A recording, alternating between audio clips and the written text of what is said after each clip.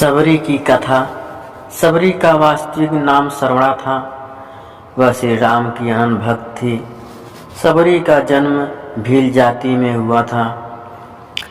जब उसका विवाह होने वाला था तो अगले दिन भोजन के लिए काफ़ी बकरियों की बलि दी जानी थी।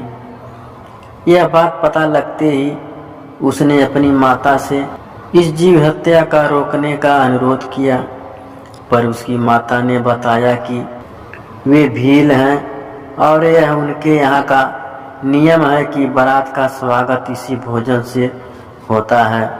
वह यह बात सहन नहीं कर सकी। सबरी नहीं चाहती थी कि उसके कारण इतने सारे जीवों की हत्या हो। अतः वह चुपचाप रात के समय घर छोड़कर जंगल की ओर निकल पड़ी। जंगल में वह ऋषि मुनियों की कुटी पर गई और आश्रय मांगा, किंतु भील जाति की होने के कारण सबने उसे धुतकार दिया। आखिर में मतंग ऋषि ने उसे अपने आश्रम में रहने के लिए आश्रय दिया। सबरी अपने व्यवहार और कार्य कुशलता से सभी आश्रम वासियों की प्रिय बन गई। मतंग ऋषि ने अपनी देह त्याग के समय उसे बताया कि भगवान राम एक दिन उसकी कुटिया में आएंगे। वह उनकी प्रतीक्षा करें, वही उसका उद्धार करेंगे। दिन बीतते रहे। सबरी रोज सारे मार्ग और कुटिया की सफाई करती और प्रभु की प्रतीक्षा करती। ऐसे करते करते वह बूढ़ी हो चली, पर प्रतीक्षा करना नहीं छोड़ी, क्योंकि गुरु के वचन जो थे। सबरी ने सारा जीवन श्री राम की प्रतीक्षा की।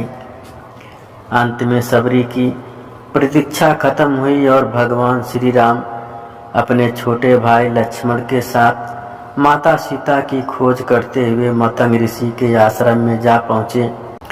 सबरी ने उन्हें पहचान लिया। उसने प्रभु श्री राम जी का आदर सत्कार किया। सबरी भागकर कंदमूल लेकर आई। कंदमूलों के साथ वह कुछ जंगली बेर भी लाई थी। कंदमूलों को उसने भगवान को अर्पण कर दिया, पर बेरों को देने का साहस नहीं कर पा रही थी। कहीं बेर खराब और खट्टे ना निकले, इस बात का उसे भय था। उसने बेरों को चखना आरंभ कर दिया। अच्छे और मीठे बेर वह बिना किसी संकोच के श्री राम को देने लगी। श्री राम उनकी सरलता पर मुग्ध थे। उन्होंने बड़े प्रेम से जूठे बेर खाए। सबरी के जूठे बेर श्री राम को खाते देख लक्ष्मण को बहुत आश्चर्य हुआ, परंतु श्री राम सबरी की भक्ति और सरलता पर पूर्ण रूप से मुग्ध थे। श्री राम की कृपा से सबरी की उसी समय उद्धार हो गया।